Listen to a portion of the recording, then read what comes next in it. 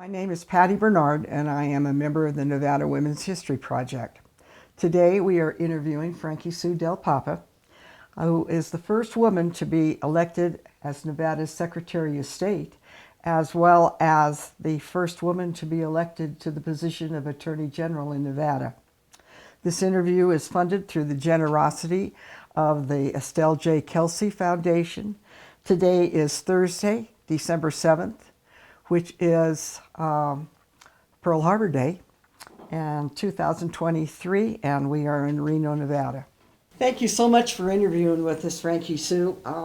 Can you give us a little bit about your background and your name, which I know is a little bit unusual, and your early life, both in Tonopah and also in Las Vegas?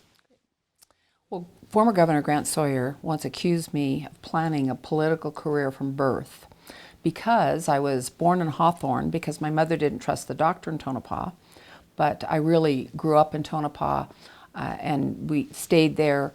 The entire time my mother carried me, however, I was junior. And so when I was born, they gave me an incredible name for political purposes. I'm sure they didn't mean it that way, but they gave me the name of Frankie Sue Del Papa because I was Frank Jr. My father was an immigrant to this country. He and his parents came over to run, and they ran an Italian grocery store in Tonopah. My mother, who had a very interesting life, had driven a truck for the Army during World War II and passed through Tonopah. So the two of them got together after World War II, and I was the result of that union. And it was a wonderful place to grow up in your early years because, as my mother would say, everybody knew everybody and their dogs in Tonopah. And then in 1963, we moved to Las Vegas, primarily because my mother wanted to make sure that I had a good education. And I will tell you that the most defining factor for me is the fact that both of those people insisted that I would go to college and that I would have an education. And in fact, the only thing my father ever asked of me was good grades. And I, of course, delivered the best that I could because I would never want to disappoint those two people. So it must have been a real move from Tonopah, as I know that you experienced it, to go to Las Vegas, which in those days was still substantially larger than Tonopah. Did you experience any transition pangs at going from one school to the other? When my parents told me we were moving from Tonopah, Nevada to Las Vegas, I was, of course, in total shock because Tonopah was all that I knew. And in the beginning, it was difficult to make that transition, although, interestingly enough, I read a book that changed my life. Several books in the course of my life have changed my life, but I read Dale Carnegie's How to Win Friends and Influence People in the 8th grade. Wow. And it's interesting, in reading that book, I was then elected student body president of my junior high school. So everything that was in there actually does work. But the other thing about me is that I found a niche in my life early, and that niche was student government. And to me, what government is solving people's problems at any age and stage. And it was just a wonderful experience. And it led to me running for vice president of my high school and president of my university. So it was a fortunate thing that I found something that was a passion for me very early. And I would like to give due to the schools that you actually attended. So what was your middle school? Obviously, Tonopah is Tonopah Elementary. Well, I went to, from first grade or kindergarten through the 7th grade in Tonopah. So I started, when we moved to Las Vegas in 1963, I went to J.D. Smith Junior High School. And then Which is in what part of? North Las Vegas. North Las Vegas. When we moved from Tonopah to North Las Vegas, I went to J.D. Smith Junior High School in North Las Vegas, and then I went to Rancho High School in Las Vegas. And Rancho was just incredible. It was very interesting school. It was then and still is now, because it was a very diverse school. For instance, for our, what was then called Negro History Week, both Sammy Davis Jr. and Bill Cosby came and spoke to our entire student body. So it was a very diverse school, but it was a school that everybody participated in. I was fortunate in my high school, one of the most influential people in my life was to have a high school counselor, Mrs. Helen Moran, who saw me in student government and called me in and said, "Young lady, you really need to go to law school." And so when I came to the University of Nevada upon graduation from Rancho High School, I majored in political science pre-law, in part because that high school counselor took an interest in me, but of course the biggest credit would go to my parents, who said that you will go to college. So now you are on the brink of graduation.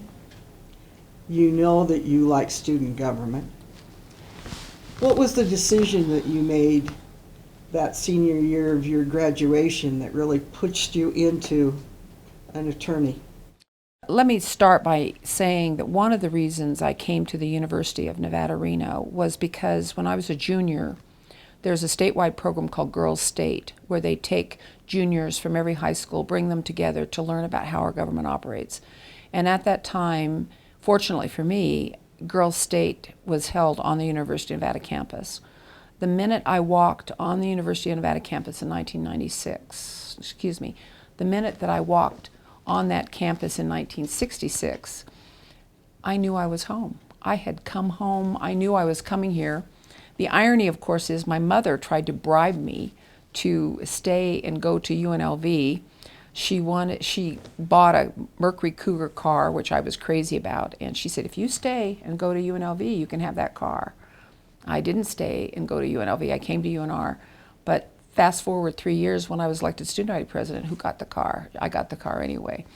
And so anyway, but I knew that the University of Nevada was where I wanted to be and study. And when I came to the University of Nevada, I did major in political science pre-law, but I also minored in extracurricular activities because I was engaged in everything and learned a great deal from those activities.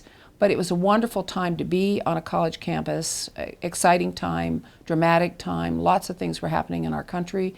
The Vietnam War was going on, the women's movement was going on, the civil rights movement was strong. I mean, there were a lot of things happening, environmental movement. So there was a lot to do, and I had a wonderful time. One other thing that I would say that was really important, when I came to the University of Nevada in 1967, I wanted to work in the library. There were no jobs in the library. So I ended up working in the dining commons.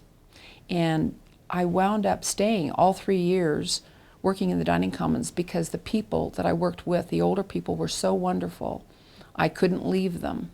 One of the reasons I was elected student body president is because I worked in the dining commons and I knew everybody who came through the line.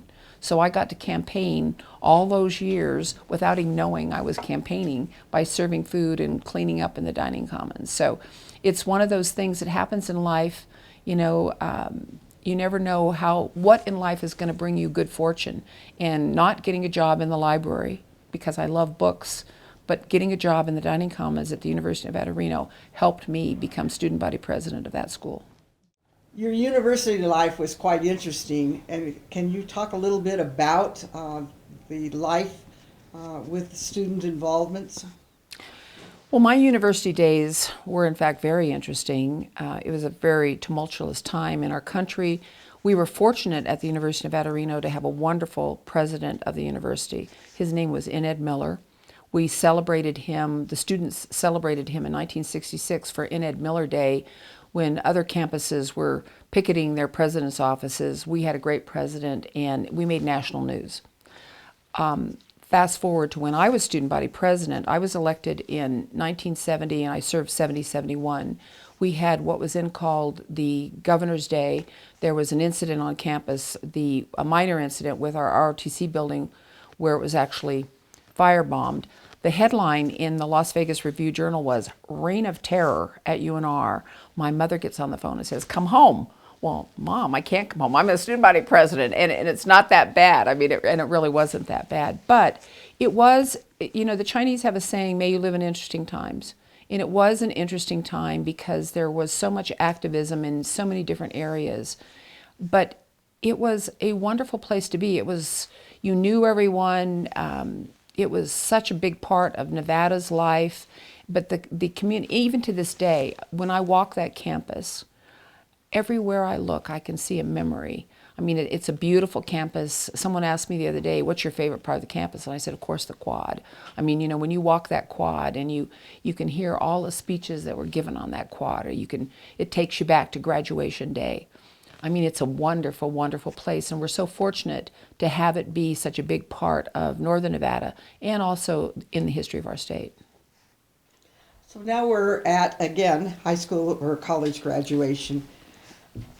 Why did you decide to go back east for your law? Well, the decision for me to go to law school in Washington, D.C. was an easy one. I had always had a fascination with Washington, D.C. I hadn't been there until the fall of 1970. There was a president-to-president's conference in Washington that President Enid Miller of the university took me to. And we got there. I had just turned 21, and he took me out for a cheeseburger and a beer, and then he rented a taxi, and he took me around to show me all the monuments in Washington, D.C.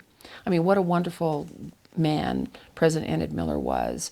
And one of the speakers was the Secretary of the Interior, who was later governor of Alaska, Walter Haskell, I think his name was. Hickel, I'm sorry. Let's do that again. One of the speakers at that conference was Walter Hickel, the Secretary of the Interior, and one of the things he said in his speech to us at this president-to-president's conference is, we cannot tear this country together. Fast forward many, many years later, when I was Attorney General of the state of Nevada and chair of the Conference of Western AGs, we're at a meeting in Alaska, and Walter Hickel was then governor of Alaska. In introducing him that night, I reminded him of that speech that I heard him give in the fall of 1970. So the next day we're in the meeting, and this lady comes running in and she says, the governor's on the phone. He wants to talk to you. And so I took the call from the governor of Alaska, and he said, I just wanted to tell you thank you. He said, that speech that I gave was my favorite speech I ever gave in my life, and the fact that you remembered it and mentioned it means a lot to me. So I graduated from UNR in the late spring of 1971. I went to Washington, D.C. That summer, and I began my job with Senator Alan Bible. I was the last person to go under his patronage and be able to go to law school and work in his office. I think I was the only woman to be able to do that. And so that first summer, I got there a little bit late, so I worked on the Small Business Committee. But the rest of my 3 years in law school, I worked actually in his office, which was fabulous. Senator Bible, I will tell you, whenever I would see him, he'd ask me two questions. How are your grades, and do you need any money? And he's just a wonderful person. And I was sort of the student pet in the office, if you will, because all the women would help me. I got to go to the Library of Congress. They would type my papers for me.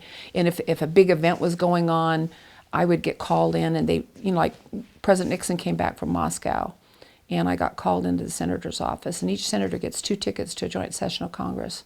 And Senator Bible gave me a ticket to the joint session of Congress. He says, you're the student in the office. You're the one that needs to go see this. So it was a wonderful experience to work in the office. It was a fabulous experience to live in Washington, D.C. It's the capital of the world, all the things that you get to do there. And I went to law school there, and it was a great experience. I mean, it was 3 of the best years of my entire life living there. In fact, the only place I've ever lived outside of the state of Nevada is Washington. Those 3 years in law school, and 2 years later when I went back to be a legislative assistant to Senator Howard Cannon. One of the projects that I did when I was in law school, my 3rd year, there was a fabulous old house called the Sewell Belmont House on Capitol Hill. And the architect of the Capitol was getting ready to build the 3rd Senate office building. There was the old Senate office building, which is the Russell, the Dirksen, which is the new, and they were building what is now called the Hart, H-A-R-T, Senate office building. And they were taking by eminent domain all of the land to build that 3rd office building. Well, on the corner is a very historic place called the Sewell Belmont House, which had been the headquarters of the National Women's Party, which is our suffrage party. And so Mrs. Chittick, who was the then president of the National Women's Party, she found me and asked me if I would help So one of my law school projects, and the senator blessed it, was to draft the legislation and testify to save the Sewell Belmont House from eminent domain. It became one of the first monuments dedicated to women in our country. And it's a fabulous place when you go to see there, because it has inside of it all of the suffrage memorabilia, plus other memorabilia. It's got Daniel Webster's doors that have silver hinges on them, and then my third year, when I had graduated from law school, I came home and took the bar, but I went back to finish up my work in the senator's office, and I was given the privilege of staying at the Sewell Belmont House the August of '74. It was a house that I'd helped save. Of course, it was Senator Bible who really saved it. But it was really a great project and a great learning experience for me. And now I'm told that the women senators often use that place for their meetings. But it's part of the National Park System. It's available for visitation, and it's really a wonderful thing that we saved it, because it makes the Hart Building a more interesting building. It's not just a square building. You know, this is all carved out, and it's a lovely place to have. So the Hart Building goes around? Mm-hmm. The Hart Building comes around, and it's kind of like a crescent moon shape that it was carved out. Otherwise, that building would have been four square. What advantage do you think you had compared to someone that might have gone to Denver University or University of San Francisco Law School, of you attending law school and actually working in with a U.S. Senator? Well, the advantage for someone who goes to law school in Washington, D.C. is that you're at the hub of the political life in our country. And so in addition to my studies, I had the advantage of, you know, living in Washington, reading the Washington Post, going to all kinds of special events. It's a wonderful place for a student to be. And of course, one has to remember at that time Nevada had no law school. So it was a great place for a lot of Nevadans actually went to law school in Washington, D.C. because of our congressional delegation. And interestingly enough, Senator Bible was the chair of what was then called the District Committee, which before D.C. was given a congressional representative, that position was in essence the mayor of Washington. And Senator Bible had helped secure for Georgetown University the land where the law school is built, et cetera. And there was a dean there called Dean Dean. So a lot of people who wanted to go to law school in D.C. had an automatic check-in, if you will, to Georgetown. I chose to go to George Washington University because my future law partner had gone there, and it was sort of like almost a legacy, if you will. And so, but I went to all kinds of events everywhere in D.C., and in fact, I'll tell you one story. One night I went to a lecture at Georgetown Law School, and the person who'd walked over from the House of Representatives to speak that day was Bella Abzug. And so Bella Abzug had said she'd walked over, and so I went up to her afterwards, and I said, well, I have a car. Would you like a ride home? And she said, well, yes. And so I went and I pulled my car up, and Bella Abzug comes in with her hat, and she turns to me and she says, well, and what do you do? You know, and I mean, it was one of those cool things that happen. You know, I mean, everywhere, when you're in D.C., D.C.'s a small area, but you run into people all the time. And it was a fabulous place to go to school. It was a very interesting place for me, having lived my entire life in Nevada. And it's interesting when you move to the East Coast and you can see we're so fortunate because we have space. You know, we don't have to fight for a step on an escalator. Whereas if you're in a crowded eastern area, I mean, there's much more competition for even space, where we're fortunate here that, you know, and one of the things you miss are the mountains. You know, you miss the mountains. But I loved my time in D.C. It's still one of my favorite cities in the whole world. When you go there, you know, it's exciting because of the Smithsonian and everything else. But I was really fortunate to have the privilege of working both for Senator Alan Bible and Senator Howard Cannon. Nevada has always had kind of a chip on its shoulder in that no one can pronounce our name, and we were always such a small and significant state. Did you notice any type of attitude towards Nevada compared to someone that is from California or What I noticed in going to Washington, D.C., I can remember the first day of law school, and they go around the room and they ask you where you're from. And I can remember that this person on this side was from, I think, Brown University, and this person on the other side was from the London School of Economics. Well, I was the only person in that crowd that had gone to the University of Nevada. And so it does make an impression on you. However, you fast forward later, and I look back at my law school class. I'm one of the few people in our law school class that wound up as an attorney general, and I'm one of the few people in our class that wound up arguing in the United States Supreme Court. Yeah, and actually, you get out of education what you put into it. Absolutely. I will say to you, and I firmly believe, your education is what you put into it. You get out of it what you put into it. Yes. Just as life is. Life in general is, now, there is an element of luck. I will grant you that. And if you have your health, you have everything. But, you're going to get out of this in part what you put into it. When you graduated and you came back to Nevada, did you have at that point inclination then to go into politics in Nevada?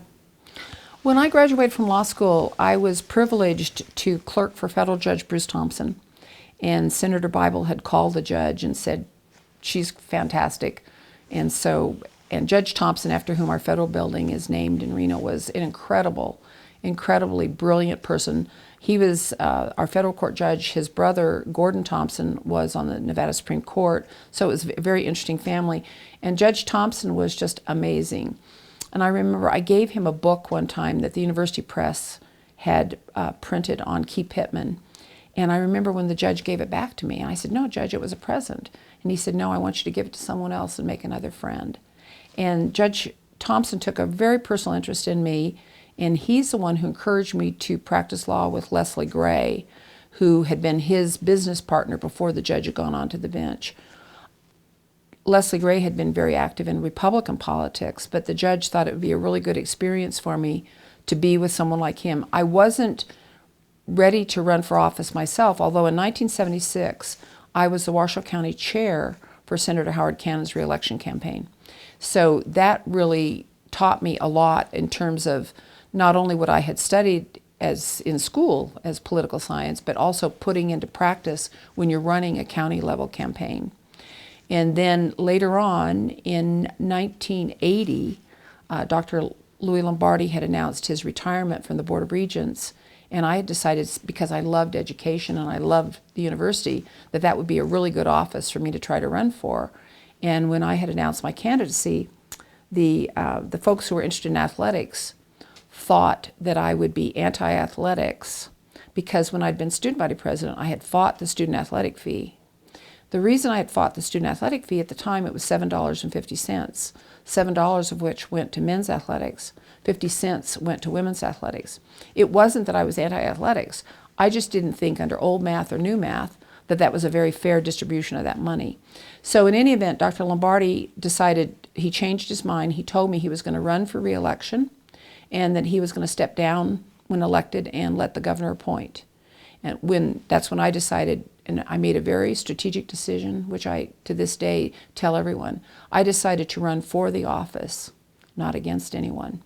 And so I campaigned, I went door to door, and you have to pull teeth to get any opponent's name out of me, because I don't want to talk about my opponent.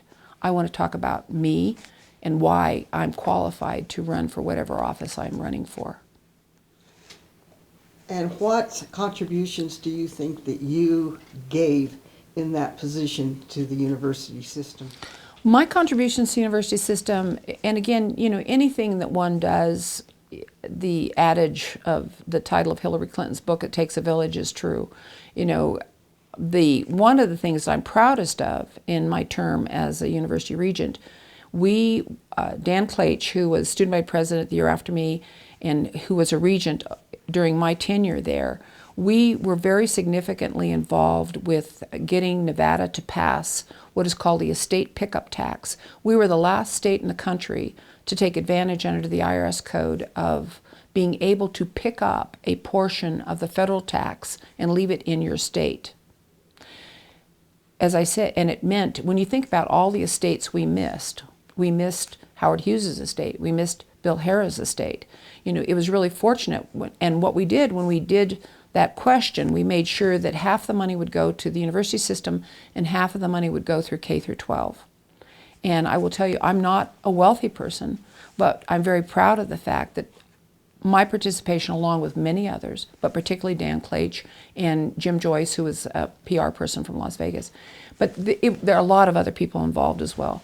But when you think of how much money that brought back to our state, that because we don't have an inheritance tax, we don't have an estate tax, but the IRS code allows states to pick up or retain a portion of the no more taxes paid. It's just a portion stays in your state. I'm really proud of that because that's a lot of money that came home to our state for education.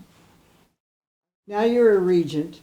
It's a 6-year term. Mm-hmm. Did you consider going on to another 6-year term, or did you then put your sights somewhere else? Well, my 6-year term as a regent of the university system, I refer to as my practical PhD program. And what I decided is that I really wanted to do politics full time. You know, it's hard because your loyalties are split when you're trying to earn a living as an attorney and you're doing a nonprofit position such as regent of a university system. So in any event, I decided to run for Secretary of State. And that was a great decision, and it was a great office. I was fortunate. It's my first statewide office, and I was fortunate enough to win that position. No woman had ever successfully, I'm not even sure, had ever applied for that at that point. How did you think that you were going to make an inroad into that position? Well, you know, in choosing my path in life, first of all, I was really fortunate because I had parents who told me, but all the studies of women leaders show that when a young woman is told that she can do or be anything, particularly by her parents, but most particularly by a father, I mean, it really registers. And as I said earlier, both my parents were, of course, very important in my life and giving me that message. But my dad was amazing. You know, my dad I can remember when I was a junior in high school and I was crying over some boy, and my dad sat down and put his arm around me and said, "Honey, no boy will ever be worth your tears." I mean, it was just that kind of a relationship. But I never thought that I couldn't do anything because I was told and I was raised to believe that I could do anything. What was his education background? He came over as a young child from Italy. They had the Italian growth. My father was an immigrant to this country, and he came from Italy. The family ran the Italian grocery store in Tonopah. He graduated high school in Tonopah, and then he served 44 months overseas during World War II. And the rest of his life, he could never eat a Brussels sprout because the only vegetable they got during World War II was Brussels sprouts. But my father didn't have a lot of education, a high school education, but as an immigrant, he really knew, and of course it's as true today as it was ever true. It was on mine. My dad was Italian. Yeah. And probably 6th grade education, but same thing. Your life begins after college. Right, exactly. And so when you're that's kind of an immigrant step up. Mm-hmm. My kids will get a better education. Well, I think it's the American dream. You know, it's the American way. I can remember my father, because he worked nights, he would often walk me to school, and I could remember the First Interstate Bank little envelope where I would take my money and give it. You know, they had the college education fund, and every week I would have my little envelope. I was told that, you know, this is your college money, this is your college money, and extra money that I made or had or was given to me, it all went into that college fund. So back to Secretary of State. Your choice was, who did you run against? Or was that an office that was, well, it wasn't termed out in those days, but they weren't going to run again? Well, when I ran for Secretary of State, the Secretary of State had been Bill Swackhammer, who had been a legislator from the rural areas he had served there a long time. And when I decided to run, there was, I'm trying to think of her name, I can't exactly pin it, but her name was Barbara from Las Vegas. But again, it's what I said to you. I really don't ever talk about my opponents. It's not in my frame of reference per se. But I ran for the office. I was fortunate to be elected Secretary of State, first woman Secretary of State. And the thing to remember about Secretary of State's office is that everyone who does business in the state of Nevada will do business with that office, because that's the office that has the trademarks, notary publics, it's where your corporation's papers are filed, etc. In addition, they had the securities division, and I worked on a lot of programs. When I walked into the office, I'm fast forward, I'm elected.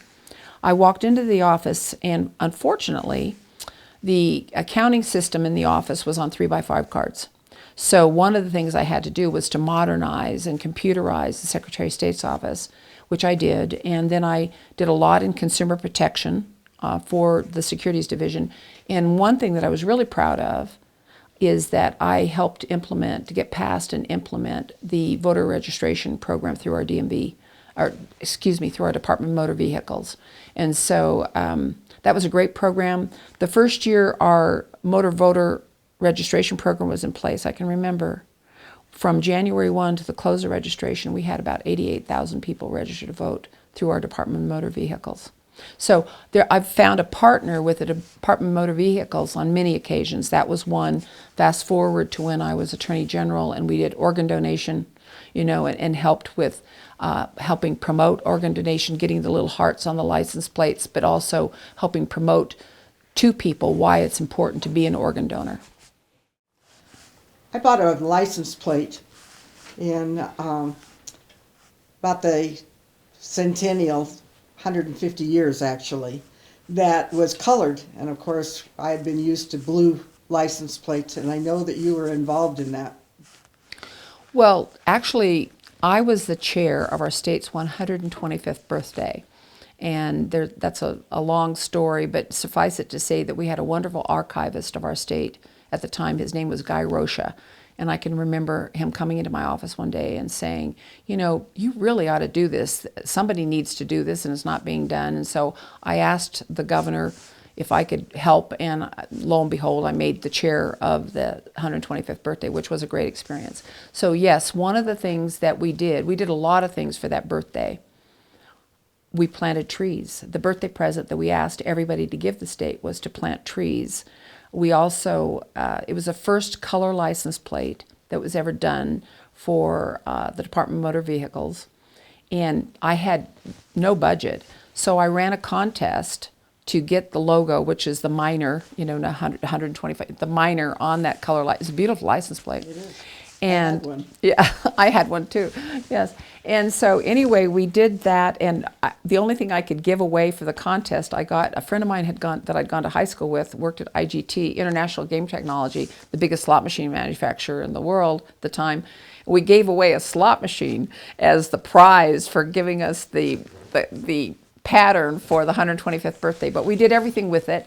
We did if you recall, when you would come into the state of Nevada, we had those signs. I can remember the day we put those signs up. Still up on the roads on I-80. So anyway, it was really a wonderful thing, and I will tell you, we sold a lot of things, and we made a lot of money, which I had managed to have the legislature give to us for cultural, educational, and historical projects. So we did some wonderful things for the state, but one of the things that I'm the happiest with is the last $50,000 of money that we raised, I managed to get to our state forestry division to plant the little baby trees for when there's a forest fire.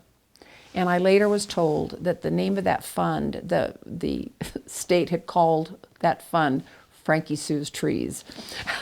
So, and it was funny because one of the awards that I got that I really am proud of, I got the Frederick Law Olmsted Award, for planting trees. So, some people would say, well, she was like a female Johnny Appleseed, whatever, but our trees weren't apple trees, our trees, but we did encourage people to plant trees. And in fact, I used to say when people would ask me to speak, I'd say, don't give me a plaque. I don't need a plaque, but you can plant a tree wherever you want to plant a tree. And that was a really wonderful gift to our state. So now we're at Secretary of State. You've modernized the office. I assume increased the staff. Well, one of the things, let me tell you, one of the things I did as Secretary of State, I stole an idea from Delaware, whereby if you would pay a little bit extra money, I would guarantee you same day or 24-hour service. Delaware was doing it, and Delaware is our big competition from incorporation, et cetera. The first year that program was in place, we raised $1 million by providing an expedite fee. And the reason it was important is one day I was in the office and I got a call from Australia. There was a Nevada businessman in Australia and he needed a document that minute. So I would do it for anybody. I'm a Nevadan. I mean, that's what we do. But I went and pulled the document, faxed it to him. But everybody should have the opportunity to do that. What if I'm not in the office? What if somebody else gets a call and they don't know to do it? Although, and there are other stories I could tell you about training people in our office, but suffice it to say that stealing that idea, and I'm, of course, I like to share ideas and I like to take ideas that I think would work here. And someone once said to me, Frankie Sue, you have a lot of ideas and some of them are good. So in any event, it's just one of those things, but that was an idea that really did work well for our state, and I used that money to try to keep our office as competitive and as advanced as possible, because if government hinders business, we're all hindered. I mean, government's got to play a part in a public-private partnership, and you really want your government to be as responsive as possible and to be as current as possible and up to date and be able to get things done. So you succeeded magnificently in that position, and now you're looking forward for another position. Why Attorney General?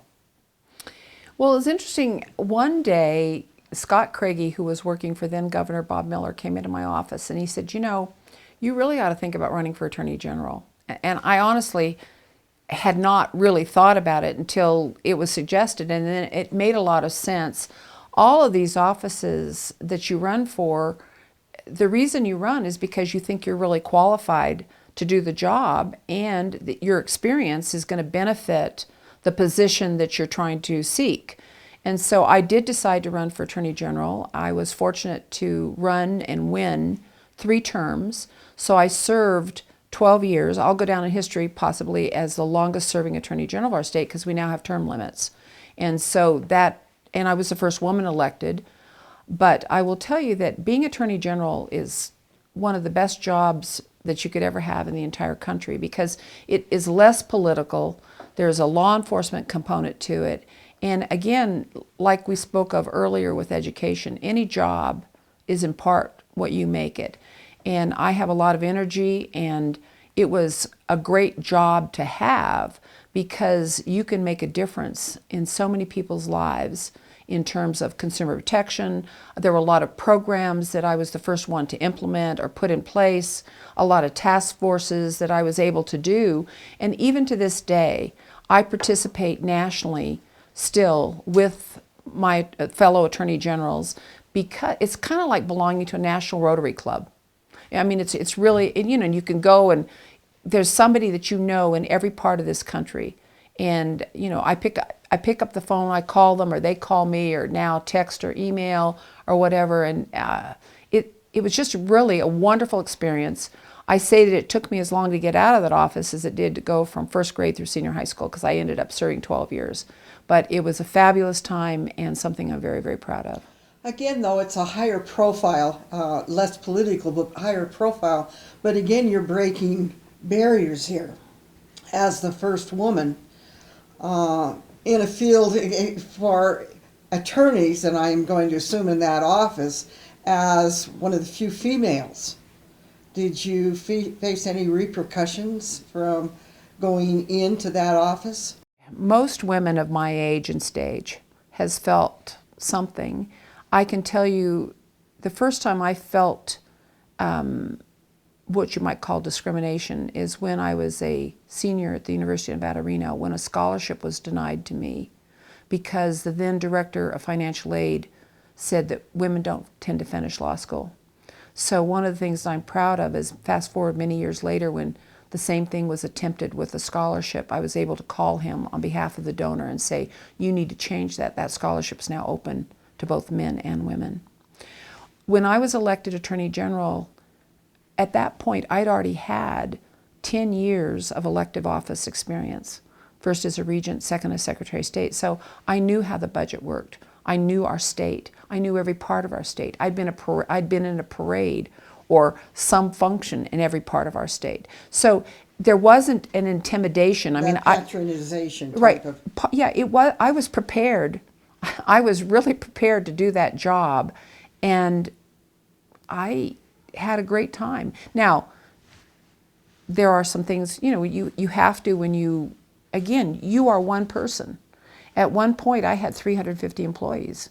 You know, at one point, I had 140 attorneys. I mean, at one point, we were the largest law office in the state of Nevada. So it's not an easy job, but it was fascinating, and I was prepared to do it because of the past experience.